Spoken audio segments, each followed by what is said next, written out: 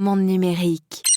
On est vraiment la plateforme de référence, c'est-à-dire que quand vous avez un DeepSeek qui va lancer un modèle, ils le font sur Hugging Face. Quand vous avez un Mistral qui va lancer un modèle, ils le font sur Hugging Face. Donc on a la chance d'avoir cette position très centrale.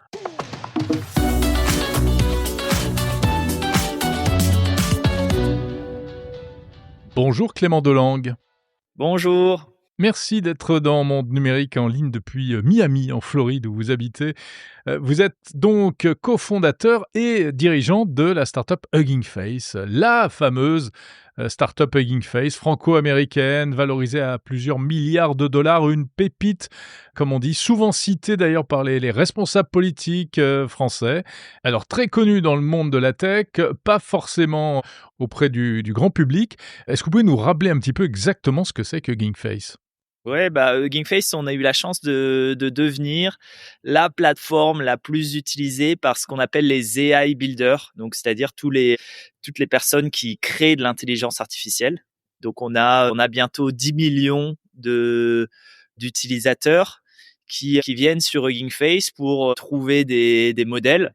Donc par exemple, si vous connaissez les modèles de Mistral, les modèles de Meta, Llama, les modèles de DeepSeek, pour trouver des jeux de données, des datasets, et pour construire des applications. Donc, on est devenu une sorte d'app store de l'intelligence artificielle avec plus de 400 000 applications qui ont été créées sur la plateforme, sur Hugging Face. Donc, vous ne créez pas vous-même de modèles d'intelligence artificielle, mais vous mettez à disposition des modèles qui sont open source, et donc n'importe qui peut les utiliser et même les adapter à ses propres besoins. C'est ça, ouais. C'est un peu comme une bibliothèque, on va dire, la version intelligence artificielle de la bibliothèque, où n'importe quelle entreprise, n'importe quelle organisation, n'importe quelle personne peut venir sur la plateforme, trouver un modèle open source, donc gratuit, et construire leur propre application d'intelligence artificielle. Nous, notre vision, c'est qu'à terme, toutes les entreprises, toutes les organisations vont être capables de créer de l'intelligence artificielle elles-mêmes, qu'elles vont pas devoir dépendre d'un OpenAI, d'un Anthropic. Et du coup, on a construit la plateforme qui permet de faire ça. Très bien. Donc, justement, on va en parler parce que c'est super intéressant, cette vision très open source de l'IA. Ça détermine beaucoup de choses. C'est très à la mode aussi, l'open source. Mais avant ça, alors c'est rigolo parce que c'est une entreprise pas banale. Hugging Face, je disais, moitié... Enfin, je sais pas, vous êtes français, vous êtes américain ? On se définit comme franco-américain, même plus largement international, parce que notre communauté, elle est partout dans le monde. Mais on a un très fort attachement français parce que les 3 cofondateurs de Hugging Face sont français, que la France est plus gros bureau. Donc à Paris, on vient d'ouvrir là en décembre un nouveau bureau, passage du Caire. Donc la majorité de nos équipes sont en France. Et l'entreprise est née à Station F, je crois. Hein. C'est ça. On a commencé à Station F. Et en termes de philosophie d'entreprise, je pense qu'on a quand même un gros héritage français avec cette volonté de créer un modèle très ouvert, très collaboratif, gratuit et qui a vocation à vraiment démocratiser la technologie. Et puis alors sur le plan de l'organisation, c'est assez original parce que vous êtes en réalité éclaté entre plusieurs pays, c'est ça ? La France, les États-Unis, donc Miami qui est devenu ces dernières années une espèce de haut lieu de la technologie. Ouais, c'est ça, ouais. Ouais, Miami est vraiment devenu on va dire un centre, point de passage important pour la plupart des fondateurs, investisseurs américains et aussi internationaux. De plus en plus aussi, de manière assez intéressante, un centre aussi politique parce qu'on a Mar-a-Lago qui est un peu le QG de Trump à 1 heure de distance de Miami. Donc c'est devenu un peu un endroit central. Et puis qui est vraiment bien pour les fondateurs français comme moi parce que c'est sur la côte est des États-Unis, donc on peut très facilement revenir en France. On a une time zone qui est pas c'est moins loin que la Californie. Voilà, donc c'est on a pas mal d'entrepreneurs français ici. Je pense qu'il y a une entreprise comme Suits qui est basée ici, Benjamin Zenou. Donc c'est un bon endroit, Miami, à être pour les entrepreneurs français aux États-Unis, si on en a qui nous écoutent aujourd'hui. Ouais, et puis accessoirement, la qualité de la vie est pas trop mal non plus. Ouais, c'est super. Il fait beau toute l'année. C'est la plage. Donc, ouais, c'est un cadre de vie très, très plaisant. Alors malgré tout, bon, ça vous empêche pas de bosser donc visiblement et je le disais, Hugging Face a connu une croissance vraiment phénoménale. Vous en êtes où aujourd'hui? Vous vous situez comment? Vous faites partie des poids lourds vraiment de la tech en matière d'IA? Bah ouais, parce qu'en termes d'utilisation, on est vraiment central. Aujourd'hui, on est la plateforme qui a le plus d'utilisation chez les AI builders. On est vraiment la Mmh. plateforme de référence, c'est-à-dire que quand vous avez un DeepSeek qui va lancer un modèle, bah, ils le font sur Hugging Face. Quand vous avez un Mistral qui va lancer un modèle, ils le font sur Hugging Face. Donc, on a la chance d'avoir cette position très, très centrale dans la communauté, qui est aidé par le fait qu'on est en fait très collaboratif avec tout le monde. Nous, notre but, c'est vraiment pas de uniquement créer une plateforme, une entreprise, mais vraiment de donner le maximum de capacité à toutes les entreprises dans le monde et de rendre les autres entreprises Ouais. successful et de les faire marcher. Donc, ouais. Clément, qui sont vos utilisateurs, vos clients en fait? C'est quoi? C'est des particuliers, des entreprises, des Bah, du coup, ces 10 millions, c'est vraiment des chercheurs en intelligence artificielle, ouais. ce qu'on appelle les ML engineers, des ingénieurs en intelligence artificielle, jusqu'à des ingénieurs en informatique plus classiques. Donc ça, c'est nos utilisateurs. Et du coup, ceux qui nous payent, nos consommateurs, c'est les entreprises qui emploient ces AI builders. Donc aujourd'hui, on a plus de 5000 clients du coup, qui nous payent Mmh. sur un modèle assez classique qu'on appelle freemium, c'est-à-dire que l'essentiel de la plateforme gratuite est open source et on a une petite partie qui est payante, notamment quand c'est des grosses entreprises qui l'utilisent. Quand vous avez un Google, un Amazon, un Nvidia, un IBM qui nous utilisent, ben, ils deviennent payants. Et c'est cette partie payante qui sponsorise en quelque sorte la partie open source et gratuite. On a la Mmh. chance d'être profitable aujourd'hui, ce qui est très Bravo. rare pour les startups dans l'intelligence Ouais. artificielle. Souvent, c'est plutôt l'inverse, c'est-à-dire qu'elles dépensent énormément d'argent, elles perdent énormément d'argent. Nous, c'est l'inverse. On a pris une approche un peu différente Mmh. sur cet aspect-là. C'est la start-up, bon père de famille quoi. Ouais, Vous en quelque vous sorte, gagnez de l'argent avant de le dépenser. en quelque sorte, ouais. Ouais, En fait, on pense heu, que comme on est une plateforme pour la communauté, on a envie d'être vraiment là sur le long terme et de fournir vraiment une sécurité à nos utilisateurs qui se disent pas, bah, demain, Hugging Face va fermer. Et du mmh coup, on mh. prend une approche un peu plus long terme où on se dit, voilà, comment on construit une plateforme comme ça sur les 10 prochaines années. Et vous leur offrez, alors les modèles, les datasets qui servent à entraîner les modèles, donc les données et également du stockage. Il y a du, Ouais, du espace stockage de et puis calcul, stockage et de l'infra, voilà. voilà, du Ouais. stockage et puis de l'infrastructure pour vraiment faire ce qu'on appelle l'inférence et Mmh. l'entraînement des modèles d'intelligence artificielle. Et si je suis, un utilisateur, par exemple, donc je vais aller faire mon marché, choisir tel ou tel modèle et dans ce cas-là, je fais quoi? Je le télécharge et je vais le faire fonctionner chez moi sur mon infrastructure ou ça reste chez vous et je vais bénéficier de Comme vos tu veux, comme tu veux. Nous, ouais, en fait, ce OK, qu'on fournit, c'est vraiment une plateforme très, très adaptable en fonction de ton besoin et en fonction de ce que tu préfères. Tu peux même d'accord. aller plus loin, c'est-à-dire que, par exemple, si tu dis, pour le monde numérique, tu as besoin d'une application qui va t'enlever, le son externe pour t'aider, par exemple, à faire ton montage final de podcast. Bah, tu vas sur Hugging Face, sur l'App Store de Hugging Face et tu vas trouver une application directement qui va pouvoir te faire ça sans faire de code. Donc progressivement, un truc intéressant, c'est qu'on est devenu vraiment un App Store, même pour les gens qui ne développent pas eux-mêmes. Donc chez nous, ça D'accord. s'appelle Spaces. C'est notre App Store où vous avez plus de 400 000 applications qui permettent vraiment de faire tout et n'importe quoi, du traitement d'images, de vidéos, d'audio, des modèles, des démos de biologie, de chimie, qui vont vous permettre aussi de faire du chatbot, un peu comme ChatGPT. On a notre version qui s'appelle Hugging Chat, qui est une version ouverte de ChatGPT. Donc, on est vraiment devenu progressivement une plateforme assez généraliste pour toutes sortes d'utilisateurs.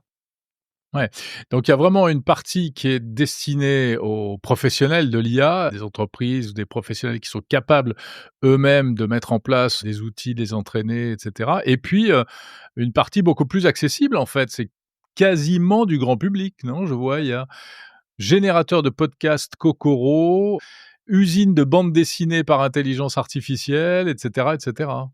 Ouais. Bah ouais, parce qu'en fait, on a tellement de gens qui construisent de l'intelligence artificielle qui ensuite passent par notre plateforme pour distribuer ça en public. Ouais. Alors c'est ça vraiment qui fait votre particularité. Donc vous avez beaucoup grossi, vous avez fait beaucoup d'acquisitions aussi, hein, des entreprises d'autres boîtes et puis vous innovez. Récemment, tu as annoncé sur X que vous aviez lancé un truc, alors il faut expliquer ce que c'est parce que je sais pas du tout. Donc un manuel de jeu à très grande échelle, enfin en anglais c'est Ultra Scale Playbook. Ouais. C'est quoi ça? C'est en fait un manuel qui va permettre à n'importe quelle entreprise, n'importe quelle organisation d'entraîner leur propre modèle comme le fait un Mistral, par exemple. OK. Donc vous êtes par exemple une banque, vous êtes un média, toutes sortes d'entreprises et vous vous dites bon un modèle généraliste comme Mistral c'est bien, mais j'ai un peu mes spécificités, j'ai mes contraintes, j'ai mon domaine qui est un peu spécifique. Bah, je vais entraîner mon propre modèle d'intelligence artificielle. Vous pouvez donc suivre ce manuel et faire ça vous-même sur vos propres données. Nous, à terme, ce qu'on pense, c'est que l'intelligence artificielle, ça va être comme le software, comme le logiciel. C'est-à-dire que n'importe qui, de la même manière que tous les développeurs et la plupart des entreprises écrivent leur propre code, leur propre logiciel, Mmh. bah, on pense que ça va être la même chose sur l'intelligence artificielle et que toutes les entreprises vont être capables d'entraîner leur propre modèle qui va leur permettre de fournir un service optimisé, customisé pour leurs propres utilisateurs. Donc c'est le contraire de ce qu'on voit aujourd'hui finalement, avec un ChatGPT qui est une solution, propriétaire, qui fonctionne sur des gros data centers qui ne sont pas au sein des entreprises qui les utilisent, qui sont des algos propriétaires, des solutions propriétaires et cetera. Ouais. Vous, vous êtes à l'antithèse de ce concept-là? Ouais, à l'antithèse. Alors, concept là, il est très. C'est plus une perception qu'une réalité, parce que déjà sur Hugging Face, on a un nouveau modèle jeu de données ou application créé toutes les 10 secondes. Ah Donc ouais. il y a plus de d'1,5 million de modèles qui ont été créés sur Hugging Face. Donc les entreprises déjà créent leur propre modèle et tout le monde ne dépend pas d'OpenAI. Donc c'est plus une perception qu'une réalité, mais on pense que ça Mmh. va s'intensifier dans les prochains mois, dans les prochaines années, où vraiment on aura toutes les entreprises qui vont créer leur propre intelligence artificielle en s'appuyant bien sûr sur des modèles open source parfois comme des Mistral, comme des Llama. Donc on comprend bien pourquoi effectivement tu es un avocat et un défenseur convaincu de l'open source. Et c'est vrai que c'est un discours qu'on entend de plus en plus, qui rentre en résonance avec les discours officiels. Mais on a l'impression que, et même à des échelles vraiment de pays, d'États, hein, aujourd'hui, l'open source, c'est quasiment là-dessus que l'Europe a officiellement l'intention de s'appuyer pour développer de l'IA. La Chine aussi, DeepSeek Ouais, est un modèle open source. ouais.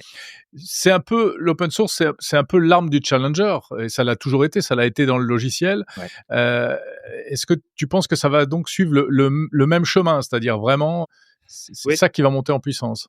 Bah ouais, ouais, comme tu le dis, en fait, l'open source, c'est un moyen pour les pays ou les organisations un peu challenger de rattraper plus rapidement parce qu'en fait, en poussant l'open source, vous avez de plus en plus de collaboration entre les différentes organisations qui construisent au-dessus l'un de l'autre, qui se challenge, qui s'émulent et qui partagent en fait ce savoir et cet apprentissage et du coup ça permet de développer la technologie plus rapidement. Mmh. À mon avis, c'est ça qui a permis aux États-Unis de devenir le leader entre 2016 et 2022. Tout était ouvert aux États-Unis et toutes les entreprises, toutes les organisations construisaient au-dessus l'un de l'autre et tu avais cette émulation très forte qui faisait que le cycle de progrès était très rapide et a amené à ce leadership américain. Donc, je pense que tous les autres pays devraient faire la même chose. La Chine l'a très bien compris puisque depuis 2-3 ans, c'est ce qu'ils font et ça leur permet de rattraper comme ce qu'on peut voir avec DeepSeek. Et aussi les entreprises, je pense, devraient faire la même chose. Les startups, les petites entreprises devraient s'appuyer là-dessus de plus en plus pour réussir à rattraper. Et au-delà de l'aspect un peu, on va dire, utilitaire de l'open source, moi, ce que je trouve intéressant et important, c'est l'aspect aussi éthique. Parce qu'en Mmh. fait, l'intelligence artificielle est une technologie d'infrastructure fondamentale qui, si elle est contrôlée par quelques acteurs, à mon avis, peut être très, très dangereuse. Mmh. Et donc, je pense qu'on a vraiment envie, comme le software, qu'elle soit accessible à tous. Et ça passe par l'open source. Sans open source, la technologie sera uniquement accessible, disponible, maîtrisable par quelques acteurs, peut-être par OpenAI, Microsoft et quelques autres. Ça, ce serait vraiment un gros risque. Imagine un monde où il y aurait que une ou deux entreprises qui pourraient faire du logiciel.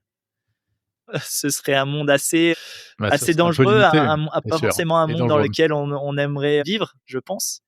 Donc, Ouais, d'un mais point de comment vue éthique, c'est expliquer? important aussi. J'entends bien, mais comment expliquer que même ceux qui faisaient de l'open source avant, typiquement OpenAI, d'où son nom, finalement après s'orientent vers des solutions propriétaires? Est-ce que c'est pas une espèce de fatalité économique? Et puis alors Meta aussi, prône beaucoup open source, mais en réalité tout n'est pas open source chez Meta, Il y a maintenant ce qu'on appelle le distinguo entre l'open source et l'open weight. Donc finalement, il y a certains bouts en open source, mais pas tout. Les entreprises qui innovent sont obligées quand même, est-ce qu'elles sont pas obligées à un moment de garder un peu leurs petits secrets comme ça? Ouais, c'est un gradient, en fait. C'est pas open source ou pas open source. Je pense que ça navigue un peu d'un extrême à l'autre. Mmh. Que les entreprises aussi naviguent sur ce gradient. D'ailleurs, on voit qu'OpenAI en ce moment est en train de réfléchir à peut-être revenir à un modèle plus open source. Je pense que Sam Altman, il y a quelques semaines, a dit qu'il se sentait du mauvais côté de l'histoire en étant moins open source qu'avant. Donc, on voit aussi que les entreprises naviguent sur ce gradient. Je pense qu'il faut, voilà, il faut essayer de pousser, de se diriger de plus en plus vers plus d'ouverture, plus de transparence, en se disant que voilà, ce sera jamais 100% transparent, 100% ouvert, mais plus Mmh. on peut pousser dans cette direction, le mieux c'est, je pense. Je vais te poser une question naïve. On sait que l'intelligence artificielle est aussi de plus en plus utilisée par les cybercriminels. Ouais. Est-ce que finalement l'open source n'encourage pas ce phénomène? Non, Ne parce leur qu'en donne fait, pas plus de facilité? ouais, alors, ce qu'on voit un peu quand on fait de la recherche sur le domaine, c'est que, ces risques-là sont pas forcément plus présents par l'open source que par des systèmes comme ChatGPT. En Mmh. fait, c'est plus facile pour un cybercriminel d'utiliser ChatGPT que d'aller utiliser l'open source, qui demande des capacités techniques particulières pour l'utiliser. Malgré les bridages quand même de ChatGPT Mal qui essayent de limiter la casse, donc on peut pas tout faire et tout de ChatGPT en matière de malgré cybercriminalité. les bridages, parce qu'en fait, vous avez des systèmes comme ce qu'on appelle du jailbreak d'API qui vous permet en fait de bypasser les limitations qui sont mises par OpenAI. Ils ont Ouais, aujourd'hui un volume. de violer un peu ChatGPT, quoi. Voilà, Ouais. vous avez un volume tellement énorme aujourd'hui sur ChatGPT, malgré les systèmes mis en place, c'est toujours possible de passer outre. Donc ça, c'est des risques qui sont pas forcément spécialement présents pour l'open source, mais qui sont présents sur toute l'intelligence artificielle. Et en fait, l'open source permet, aux policiers, aux gendarmes qui sont censés limiter ces cas, bah, en fait, de mieux comprendre et Mmh. eux-mêmes d'être capables de limiter ces risques-là. Oui, parce Ils qu'ils peuvent permettent de mettre créer plus de le nez dans. transparence. Donc en fait, on voit que c'est possible de faire ça et du coup, on est capable de mettre en place des régulations, des limitations, des lois qui rendent ça illégal. Voilà, ce qui est illégal en faisant du software, en faisant du logiciel est illégal en faisant de l'intelligence artificielle. Et c'est pas forcément en enlevant la possibilité de le faire qu'on contrôle ça, mais c'est en mettant des lois. Voilà.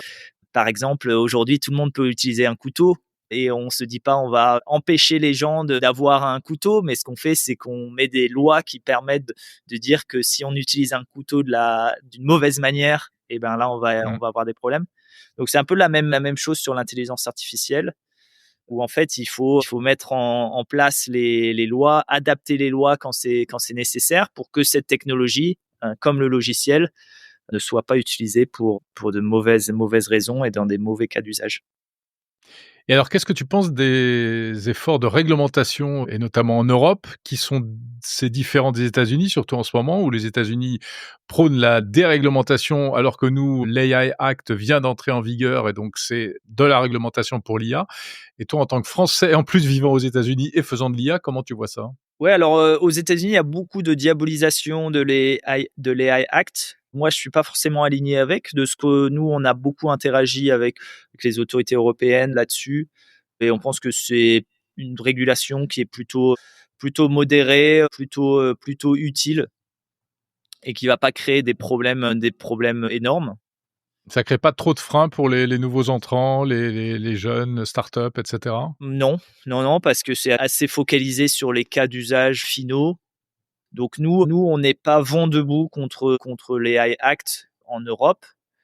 D'accord. Hem, Après, c'est un truc qui est important à continuer à garder en tête, je pense, en Europe, c'est qu'on a envie que tout le monde puisse bénéficier de l'intelligence artificielle et des outils d'intelligence artificielle.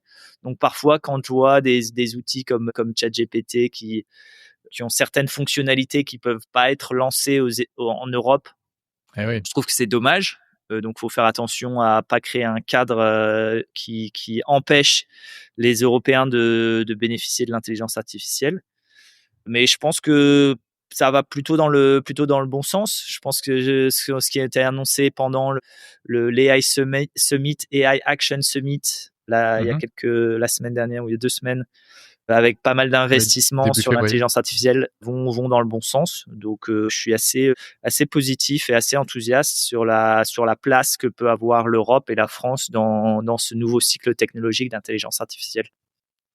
Ouais, tu penses qu'on a les moyens aujourd'hui de faire face, en tout cas de rattraper le retard qu'on semble avoir pris, Ouais, parce aujourd'hui? qu'en fait, on a vraiment de très bons chercheurs en intelligence artificielle.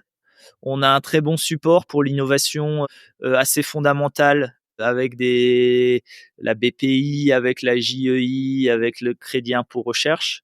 Et on a un tissu de start-up qui est dans l'intelligence artificielle, qui est vraiment en train de se développer. On a parfois tendance à ne parler que de Mistral en France, notamment les C'est politiques vrai. et les médias, ce qui est très bien. Et de Hugging Face aussi. Ouais, ce qui est très bien, je pense que ces 2 startups, je suis d'ailleurs investisseur chez Mistral, donc et je trouve qu'ils font un travail super. Mais à la fois Hugging Face et Mistral, on est déjà des entreprises très établies, qui ont pas forcément besoin de beaucoup de visibilité en plus.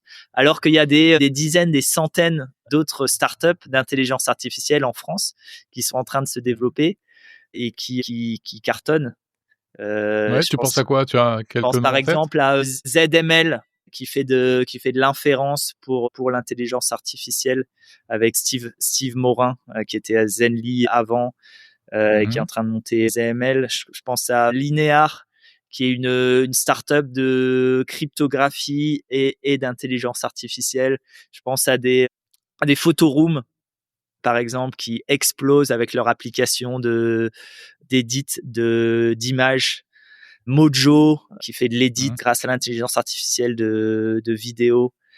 Il y en a vraiment des dizaines, voire des centaines de startups d'intelligence artificielle en France ou basées en France qui font du super boulot et je trouve qu'on devrait en parler plus. Encore une question, Clément. Ça, c'est un discours super optimiste, positif, et ça fait du bien en plus. Mais l'IA, c'est aussi un truc, bah, c'est inévitablement, voilà, on brandit les drapeaux rouges, ça c'est dangereux, et cetera. Désinformation, cybercriminalité. Est-ce qu'on devrait réglementer l'IA comme l'énergie atomique, comme certains le disent? Il faut qu'on bosse sur les risques présents et actuels. Il faut qu'on fasse de la recherche, à mon avis, sur les scénarios long terme, apocalyptiques, Robocop. C'est bien d'y réfléchir, de faire la recherche. Il y a très peu de recherche, en fait, sur le sujet. Mais il faut pas que ça nous obsède. Je pense que ce qui est important, c'est de travailler sur les risques actuels. Par exemple, les besoins énergétiques de l'intelligence artificielle. Mmh. C'est un sujet qui se pose aujourd'hui. Donc, on a lancé avec Salesforce, il y a quelques jours, un AI Energy Score qui permet d'avoir de la transparence sur l'AI et de savoir ce que consomme en énergie l'intelligence artificielle.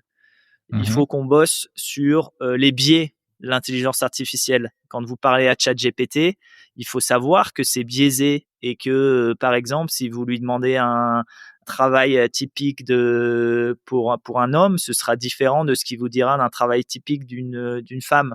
Donc, comment créer plus de transparence sur ces biais qu'a l'intelligence artificielle pour être sûr qu'elle manipule pas, que les entreprises qui construisent cette intelligence artificielle ne manipulent pas la population.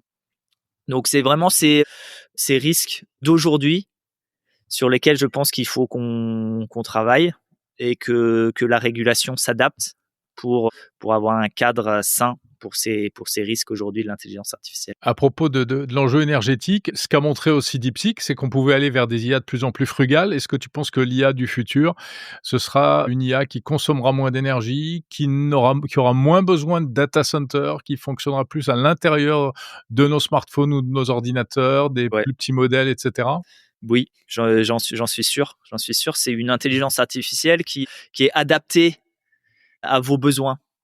Quand vous faites une intelligence artificielle qui va vous aider à faire du customer support pour vos comptes en banque, pour répondre à une question sur vos comptes en banque, bah, vous n'avez pas besoin d'une intelligence artificielle qui va vous donner le sens de la vie et qui va vous être capable de faire des équations comme Einstein.